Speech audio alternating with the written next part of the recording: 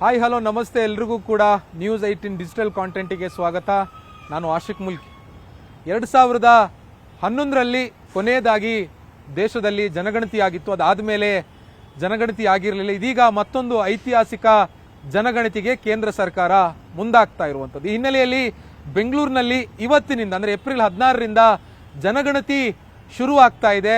April 1ರಿಂದ 15 ದಿನಗಳ ಕಾಲ ಅಂದರೆ 15ರವರೆಗೆ ಸ್ವಯಂ ಜನಗಣತಿಗೆ ಅವಕಾಶವನ್ನ ಮಾಡಿಕೊಡ್ಲಾಗಿತ್ತು. ಅಂದ್ರೆ ಜನರೇ ಖುದ್ದು ಸರ್ಕಾರ ಕೊಟ್ಟಿರುವಂತಹ ವೆಬ್ ಪೋರ್ಟಲ್ಗೆ ಹೋಗಿ ತಮ್ಮ ಗಣತಿಯನ್ನ ಮಾಡಿ ಮುಗಿಸುವಂತ ಒಂದು ಅವಕಾಶವನ್ನ ಸರ್ಕಾರ ಮಾಡಿಕೊಟ್ಟಿತ್ತು. ಆದರೆ ಬೆಂಗಳೂರಿಗೆ ಸಂಬಂಧಪಟ್ಟಿರುವ ಹಾಗೆ ಬೆಂಗಳೂರಿನಲ್ಲಿ ನಿರೀಕ್ಷಿತ ಮಟ್ಟದಲ್ಲಿ ಈ ಒಂದು ಜನಗಣತಿ ಸ್ವಯಂ ಜನಗಣತಿ ಆಗಿರಲಿಲ್ಲ ಅನ್ನುವಂಥ ಮಾಹಿತಿ ಜಿಬಿ ಅಧಿಕಾರಿಗಳು ಕೊಡ್ತಾ ಇರುವಂಥದ್ದು. ಬೆಂಗಳೂರಿನಲ್ಲಿ ಹೆಚ್ಚು ಕಮ್ಮಿ 1.5 ಕೋಟಿಗೂ ಅಧಿಕ ಜನಸಂಖ್ಯೆ ಇದೆ ಅಂತ ಅಂದಾಜಿಸಲಾಗ್ತಾ ಇದೆ. ಆದರೆ 2011ರ ಜನಗಣತಿ ಪ್ರಕಾರ 80 ಲಕ್ಷ ಜನಸಂಖ್ಯೆ ಮಾತ್ರ ಬೆಂಗಳೂರಿನಲ್ಲಿತ್ತು.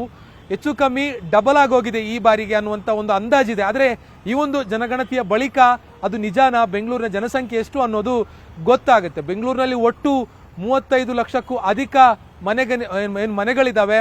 ಪ್ರತಿ ಮನೆಗಳಿಗೂ ಕೂಡ ಜನಗಣತಿದಾರರು ಹೋಗಿ ಸಾರ್ವಜನಿಕರ ಮಾಹಿತಿಯನ್ನ ಕಲೆ ಹಾಕ್ತಾರೆ. ಮಾಹಿತಿಯನ್ನ ಕಲೆ ಹಾಕಿ ಕಂಪೈಲ್ ಮಾಡಿ ಜಿಬಿಎ ಮೂಲಕವಾಗಿ ಕೇಂದ್ರ ಸರ್ಕಾರಕ್ಕೆ ಅಂದರೆ ಬೆಂಗಳೂರು ನಗರಾಡಳಿತದ ಮೂಲಕವಾಗಿ ಕೇಂದ್ರ ಸರ್ಕಾರಕ್ಕೆ ರವಾನೆ ಮಾಡಲಾಗುತ್ತೆ. ಕೇಂದ್ರ ಸರ್ಕಾರದಿಂದ ಅಂತಿಮವಾಗಿ ದೇಶದ ಜನಸಂಖ್ಯೆ ಘೋಷಣೆ ಮಾಡಲಾಗುತ್ತೆ.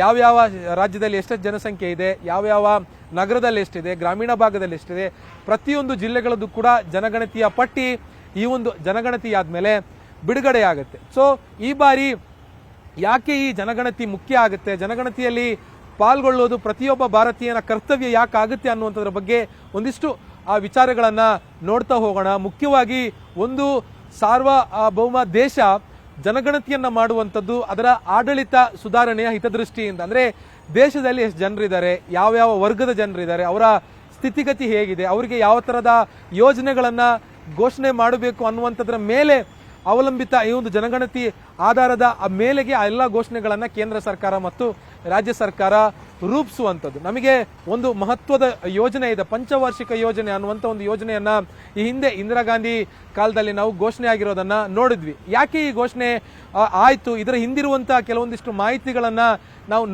ನೋಡ್ತಾ ಹೋಗೋದಾದ್ರೆ, ಮುಖ್ಯವಾಗಿ ಈ ಪಂಚವಾರ್ಷಿಕ ಯೋಜನೆಗಳಲ್ಲಿ ಗ್ರಾಮೀಣ ಭಾಗದ ಅಭಿವೃದ್ಧಿಗೆ ಹೆಚ್ಚಿನ ಒತ್ತು ಕೊಡಲಾಗಿತ್ತು. ಬಹುಪಾಲು ಸಿಂಹಪಾಲು 99% ಗ್ರಾಮೀಣ ಭಾಗದ ಅಭಿವೃದ್ಧಿಗಳಿಗೆ ಒತ್ತು ಕೊಡಲಾಗಿತ್ತು. ಯಾಕೆ ಈ ಒತ್ತು ಅಂತಂದ್ರೆ, ಆ ಸಮಯದಲ್ಲಿ ನಡೆದಂತಹ ಜನಗಣತಿಯಲ್ಲಿ ಗ್ರಾಮೀಣ ಭಾಗದ ಜನರು ತಮ್ಮ ಕಷ್ಟಗಳನ್ನ, ತಾವು ಎದುರಿಸ್ತಾ ಇರುವಂತಹ ಸವಾಲುಗಳನ್ನ, ಸಮಸ್ಯೆಗಳನ್ನ ಬೇರೆ ಬೇರೆ ಹಂತವಾಗಿ ಸರ್ಕಾರಕ್ಕೆ ಗಣತಿ ನಡೆಸುವಂತ ಸಮಯದಲ್ಲಿ ಹೇಳ್ಕೊಳ್ಳೋದಕ್ಕೆ ಸಾಧ್ಯ ಆಗಿತ್ತು.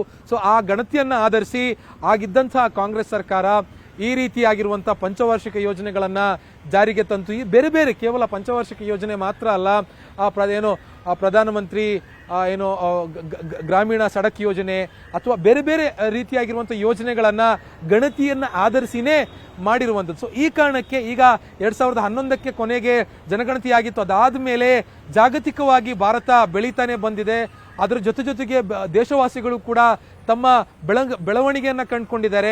10 ವರ್ಷ ಕೆಳಗಡೆ ಬಡವ ಇದ್ದಂತಹ ವ್ಯಕ್ತಿ ಇವತ್ತು ಮಧ್ಯಮ ವರ್ಗದಲ್ಲಿ ಪಟ್ಟಿಯಲ್ಲಿ ಸೇರ್ತಾನೆ. ಮಧ್ಯಮ ವರ್ಗದಲ್ಲಿದ್ದಂತಹ ವ್ಯಕ್ತಿ ಶ್ರೀಮಂತನಾಗಿದ್ದಾನೆ, ಬಡವನಾಗಿದ್ದವನು ಶ್ರೀಮಂತನಾಗಿದ್ದಾನೆ, ಶ್ರೀಮಂತನಾಗಿದ್ದವನು ಬಿಸ್ನೆಸ್ಗಳೆಲ್ಲ ಲಾಸ್ ಆಗಿ ಅಥವಾ ಆರ್ಥಿಕ ಸಮಸ್ಯೆಯಿಂದಾಗಿ ಕೆಳ ಮಧ್ಯಮ ವರ್ಗ ಅಥವಾ ಬಡ ವರ್ಗಕ್ಕೆ ಬಂದು ಬೀಳುವಂತ ಪರಿಸ್ಥಿತಿಗೆ ಬಿದ್ದಿದ್ದಾನೆ. ಸೊ ಹೀಗೆ ಬಹಳ ದೊಡ್ಡ ಮಟ್ಟದ ಡ್ರಾಸ್ಟಿಕ್ ಆಗಿರುವಂತ ಚೇಂಜಸ್ ಬಹಳ ಕಳೆದ ಒಂದು 15-20 ವರ್ಷಗಳಲ್ಲಿ ಆಗಿದೆ. ಸೊ ಇದನ್ನ ಅರ್ಥ ಮಾಡ್ಕೋಬೇಕು, ಅರ್ಥ ಮಾಡಿ ಹೊಸ ಕಾರ್ಯಕ್ರಮಗಳನ್ನ ರೂಪಿಸಬೇಕು. ಅದು ಸಾಮಾಜಿಕ ಇರ್ಬೋದು, ಆರ್ಥಿಕ ಇರ್ಬೋದು, ಕೌಟುಂಬಿಕ ಇರ್ಬೋದು, ಬೇರೆ ಬೇರೆ ರೀತಿಯಾಗಿರುವಂತಹ ಸ್ಟೇಟಸ್ ಅನ್ನ, ಜನರ ಸ್ಟೇಟಸ್ ಅನ್ನ ಅರ್ಥ ಮಾಡಿಕೊಂಡು ಅವರ ಮಾಹಿತಿಗಳನ್ನ ತೆಗೆದುಕೊಂಡು ಸರ್ಕಾರ ಕಂಪೈಲ್ ಮಾಡುತ್ತೆ. ಕಂಪೈಲ್ ಮಾಡಿದ ಬಳಿಕ ಅದನ್ನ ಘೋಷಣೆ ಮಾಡಿ ಬೇಕಾಗಿರುವಂತ ಯೋಜನೆಗಳನ್ನ ಜನಸಾಮಾನ್ಯರಿಗೆ ಉಪಯುಕ್ತ ಆಗುವಂತ ರೀತಿಯಲ್ಲಿ ಫ್ರೇಮ್ ಮಾಡೋದಕ್ಕೆ ಈ ಗಣತಿ ಬಹಳ ಮುಖ್ಯ.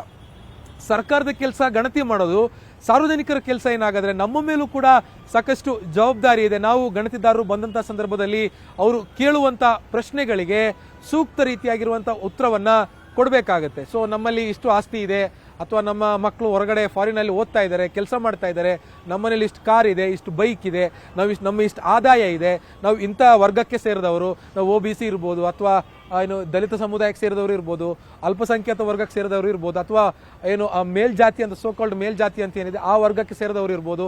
ಸೊ ಹೀಗೆ ಎಲ್ಲ ವರ್ಗಗಳನ್ನು ಕೂಡ ವಿಂಗಡಿಸಿ ಅದಕ್ಕೆ ಬೇಕಾಗಿರುವಂಥ ಮಾಹಿತಿಗಳನ್ನು ಕರೆಕ್ಟ್ ಆಗಿರುವಂಥ ವೈಸ್ ಆಗಿರುವಂಥ ಡೀಟೇಲ್ಸನ್ನು ನಾವು ಗಣತಿದಾರರಿಗೆ ಕೊಡೋ ಮೂಲಕವಾಗಿ ದೇಶವನ್ನು ಕಟ್ಟೋದಕ್ಕೆ, ಮುಖ್ಯವಾಗಿ ನಾವು ನಮಗೆ ಪೂರಕವಾಗಿರುವಂಥ ಅನುಕೂಲವಾಗುವಂಥ ಯೋಜನೆಗಳನ್ನು ರೂಪಿಸೋದ್ರ ಜೊತೆಗೆ ದೇಶವನ್ನು ಕಟ್ಟಿ ಬೆಳೆಸೋದಕ್ಕೂ ಕೂಡ ಈ ಗಣತಿ ಬಹಳ ಮುಖ್ಯ ಪಾತ್ರ ವಹಿಸುತ್ತೆ. ಸೊ ಹೀಗಾಗಿ ಸಾರ್ವಜನಿಕರು ಕೂಡ ಎಲ್ಲರೂ ಕೂಡ ಆದ್ಯತೆಯ ಮೇರೆಗೆ ತಮ್ಮ ಕರ್ತವ್ಯ ಅಂತ ಭಾವಿಸಿ ಗಣತಿಯಲ್ಲಿ ಭಾಗಿಯಾಗಬೇಕು ಅಂತ ಕೇಂದ್ರ ಸರ್ಕಾರ, ರಾಜ್ಯ ಸರ್ಕಾರ ಮತ್ತು ಬೆಂಗಳೂರಿಗೆ ಸಂಬಂಧಪಟ್ಟಿರುವ ಹಾಗೆ ಗ್ರೇಟರ್ ಬೆಂಗಳೂರು ಪ್ರಾಧಿಕಾರದ ಮುಖ್ಯಸ್ಥರು ಕೂಡ ಮನವಿಯನ್ನ ಮಾಡ್ತಾ ಇರುವಂಥದ್ದು. ಒಂದು ಸ್ವಲ್ಪ ಟೈಮ್ ತಗೊಳ್ಳಿ.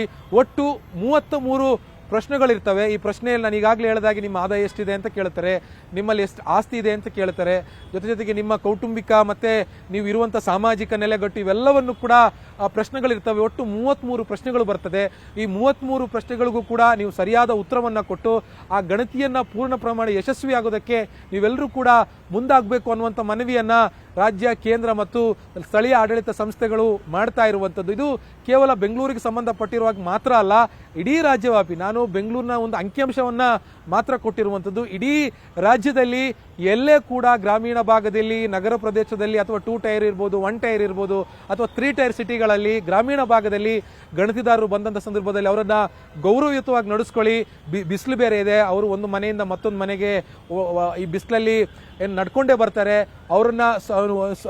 ಅವ್ರಿಗೊಂದು ಔಚಿತ್ಯ ತೋರಿಸಿ ಅವ್ರ ಜೊತೆ ಸೌಜನ್ಯವಾಗಿ ನಡೆದುಕೊಳ್ಳಿ. ಅವರು ಕೂಡ ಒಂದು ಫ್ಯಾಮಿಲಿ ಇದೆ, ಅವರು ಈ ಒಂದು ದಣಿವನ್ನ, ಈ ಬಿಸಿಲಿನ ದಣಿವಿನ ನಡುವೆಯೂ ಕೂಡ ಈ ಗಣತಿ ಕೆಲಸಕ್ಕೆ ಬರ್ತಾ ಇದ್ದಾರೆ. ಅವರು ಆಶಾ ಕಾರ್ಯಕರ್ತರು ಇರ್ಬೋದು, ಶಿಕ್ಷಕರು ಇರ್ಬೋದು, ಅಥವಾ ಸರ್ಕಾರಿ ಕೆಲಸ ನೌಕರರು ಇರ್ಬೋದು.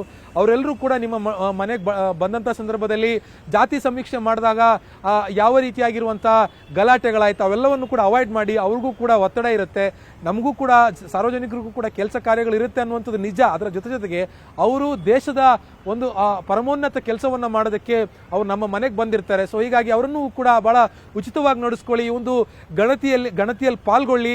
ಇದೊಂದು ಯಶಸ್ವಿ ಜನಗಣತಿ ಆಗೋದಕ್ಕೆ ಸಾರ್ವಜನಿಕರು ಕೂಡ ಕೈ ಜೋಡಿಸಿದ್ರೆ ದೇಶದ ಭವಿಷ್ಯದ ದೃಷ್ಟಿಯಲ್ಲಿ ಬಹಳ ಪೂರಕವಾಗಿರುವಂಥ ವಾತಾವರಣ ಸೃಷ್ಟಿಸೋದಕ್ಕೆ ನಮ್ಮದು ಕೂಡ ಒಂದು ಸಣ್ಣ ಕೊಡುಗೆ ಕೊಡೋದಕ್ಕೆ ಇದೊಂದು ಬಹುದೊಡ್ಡ ಅವಕಾಶ. ನಿರ್ಭೀತ, ನಿಷ್ಪಕ್ಷಪಾತ, ವಿಶ್ವಾಸಾರ್ಹ ಸುದ್ದಿಗಳಿಗೆ ಮತ್ತೊಂದು ಹೆಸರಾಗಿರುವ ನ್ಯೂಸ್ 18 ಕನ್ನಡ ಈಗ ಆಪ್ನಲ್ಲೂ ಲಭ್ಯವಿದೆ. ದಯವಿಟ್ಟು ಇಲ್ಲಿರುವ QR ಕೋಡ್ ಅನ್ನು ಸ್ಕ್ಯಾನ್ ಮಾಡಿಕೊಂಡು ಆಪ್ ಡೌನ್ಲೋಡ್ ಮಾಡೋದಕ್ಕೆ ಮರಿಬೇಡಿ. ನಿಮ್ಮ ಬೆಂಬಲ ಹೀಗೆ ಸದಾ ನಮ್ಮೊಂದಿಗಿರಲಿ. ಧನ್ಯವಾದ.